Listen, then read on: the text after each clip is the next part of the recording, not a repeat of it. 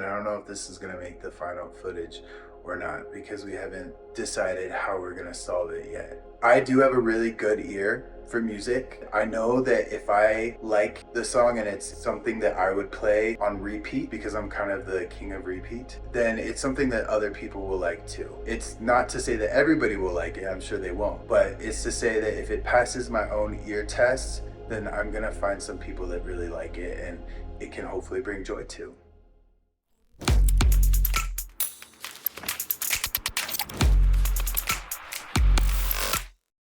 Hey guys, this is the second and final look behind the scenes of my new song, If and When. In the last episode, I had explained how I decided to fly out to Washington, D.C. to meet up with my collaborator producer in order to record the song. And in this episode, we're gonna actually go to Washington, D.C. and see the process from start to finish. And so when I first arrived at the Ronald Reagan Airport in D.C., I rented a car. The car is to fit the music video, it's to go with the lyrics of the song, and part of the intent, again, according to DC, was to get some of that footage. So I rented the car. I actually went to the Capitol building in Washington, DC to get some footage that we're gonna use in the music video. I am in Washington, DC, United States of America. I'm just fucking around right now. Ton told me to get at least 5 minutes. We're just filming it. This is for the music video. He's gonna mute all this shit out that I'm saying right now, but we're just getting like 5 minutes of just so he can like scroll through it all like real fucking quick. That's all I wanted from here. I'm not a fucking tourist. I've been here before, but isn't it beautiful? This is where like all the inaugurations and shit happen. So basically it's gonna be like dun dun dun Washington DC, and then we're gonna get into the studio, we're gonna pull up, we got the Benz over there, and then we're gonna be inside the studio. And I checked into a hotel. In that first night in the hotel, basically what I was doing was just prepping, continuing to do my vocal exercises, continuing to get in the right state of mind, go into the studio the next day. The intention of the trip is to do two things. The first thing is to get the vocals for the song, and then the second thing is to record the promotional and music video content that we're gonna use in the release of the song. What I am doing now is just settling into my hotel room. This is a Best Western in Springfield, Virginia, and I got the executive suite. It's not looking so executive to me. It's not it's not the same as the one that I had in Colorado where I actually wrote the song, but I wanted to stick with the Best Western just because trying to be on a budget as much as possible. It's a nice hotel chain. They have breakfast included, which I like. And so I'm just getting settled here, and what I'm gonna do tonight is to record, actually not even record, well, I'm gonna keep the camera rolling, but I'm gonna be practicing my vocal warm-up exercises a little bit, and then I'm gonna just, practice the song. I have to go up into the second octave, the higher octave for the second verse, and then just have a lot of swagger and a lot of fun on the rest of it. If there's one vocal exercise that I've been told makes all the difference in the world when you're warming up your vocals, it is that lip buzz. And so that was the one that I practiced a lot in the hotel room the night before, and it was also the one that I practiced before I went into the studio. And I found that in order for me to not get frustrated while I do it, I have to watch us do it back on the video that I have. That's the process that works best for me so that I don't get frustrated. 1, 2, 3, go.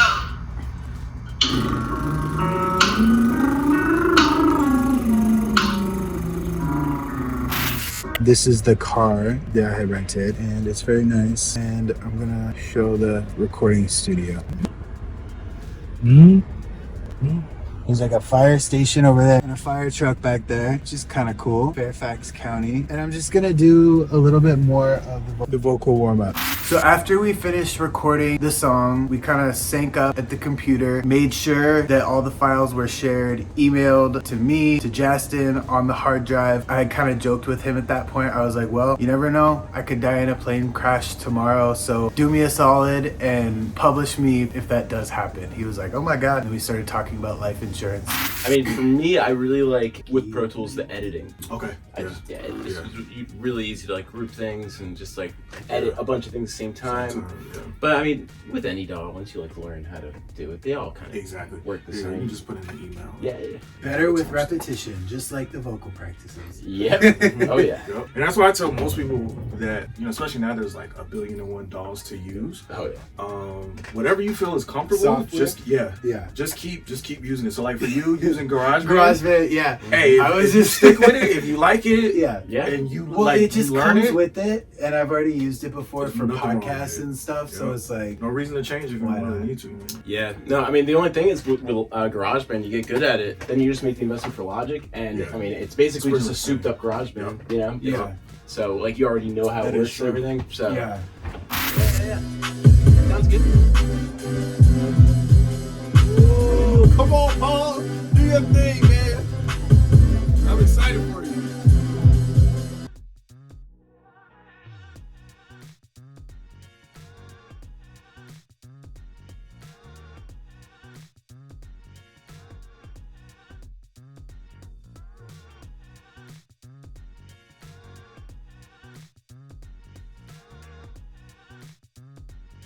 This is the dry and tedious part of Right. the glamour, you know.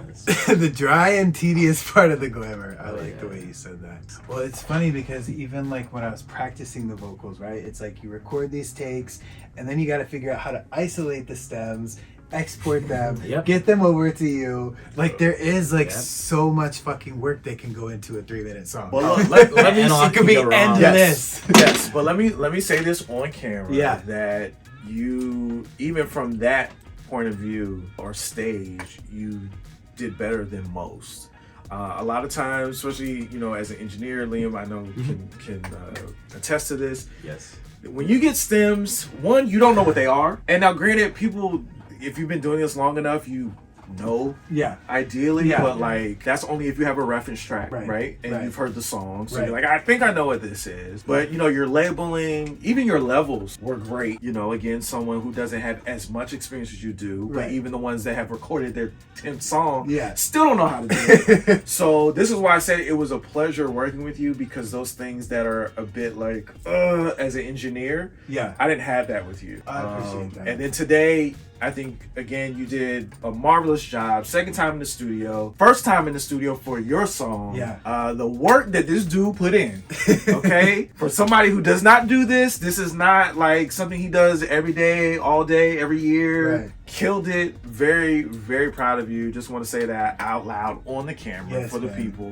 You did an amazing job. I'm so happy to work And with then you. I'll again, we got Liam here by his studios. Yes. Amazing guy to work with as well. This was my first time in this seat in an actual studio setting. Because all the other Because times usually- you've been in there.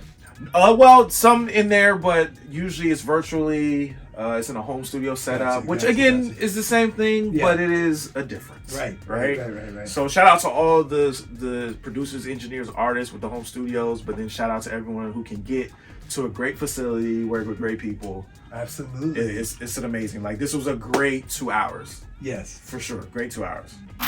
After that, we decided we wanted to get one more piece of content for the promo. So we actually went to the mall in Virginia and we sat down for about 20 minutes and we talked about the song. It was kind of a joint interview that we were doing in regards to creating the song. And then I flew out early next morning. It was like a 7 a.m. flight. So I left around like 4:30 in the morning. So I was literally in and out in 2 days, and then I flew back to home to Colorado. Essentially what happened after that was I was able to hear an initial mix of all of the different versions and taking some of the best of each of those versions, and I was not completely satisfied. I talked in the last episode about it being foreshadowing that conversation about what if you don't like the stems. Well, I didn't like all of the stems, and there were a few lessons that I learned from being in that studio. And so the first was 2 hours is not enough time for me, especially doing the first song. So it was a little rushed and I didn't like that. The second thing was I had trouble adjusting my own volumes, and so it was hard to hear myself until I realized the problem until the very end of the session. And then the third thing is that I kind of recorded in a funky order. I would say the song really is a progression, it's a story,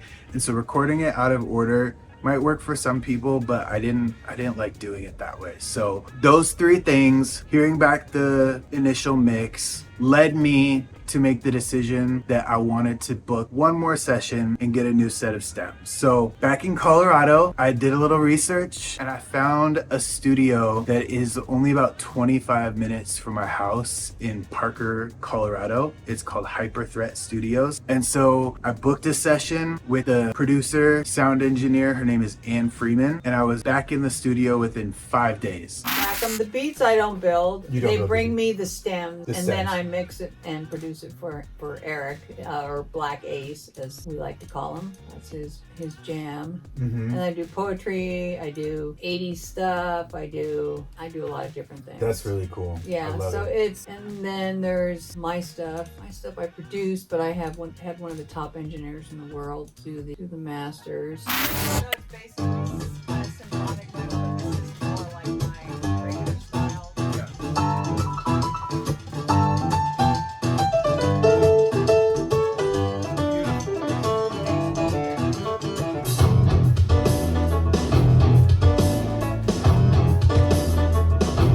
Second time around, I really feel like I killed it. We were able to get everything done in the studio time. I stayed a little bit longer. She tuned the vocals a bit. We spent a number of hours together making sure it was right before I left the studio. And so that was really, really important. The two of us have different visions on the hook. I want it to be low and distorted, but he wants to layer it. So we can try it again, but I want it to be kind of grungy, like if baby it's been lately got. You think it sounds better up higher? That's what he said too. So if I do it up higher, it's like, okay. That's what he said too. Okay. I just so you what you saying? I don't have a great mind. Yeah, I know what you mean. Wait, hold on. I gotta go back. If baby has been lately. Does that sound better? All right, let's do it. I'm gonna do the lower first. If baby has been lately, got it in my Benz, baby. Passcodes in the trunk. When baby, trust greatly, I'ma set it up. Map sits in the front. If baby has been lately, got it in my Benz, baby. Passcodes in the trunk. When baby, trust greatly, I'ma set it up. Map sits in the front. If baby has been lately, got it in my Benz, baby. Passcodes in the trunk. Right? I would say the one learning experience that I had from that session is if your sound engineer and your producer are two different people, make sure that they are in alignment on the type of files that will be exchanged back and forth, because that was a conversation that me and Justin had to have after he received the file. In terms of the feedback, I think you did a great job with it. All the little things I noticed, and I think overall it's a great track. It's just some little things. So the first part of it is just stylistically, and then the second part of it is just a few timing issues where I think we might be able to both agree that like certain words might be able to be moved like a beat sooner or a beat further out. So I wanted to see if we were in alignment on that. But basically on the hook and the teaser hook, I was wondering if we could maybe just play with the distortion a little bit more. I like how you did it on the hook. It's kind of like an echo distortion. I was just wondering if we could play with that in real time and then maybe also apply the same effect to the teaser hook at the very beginning. How do you feel about that? I need to know exactly what you mean.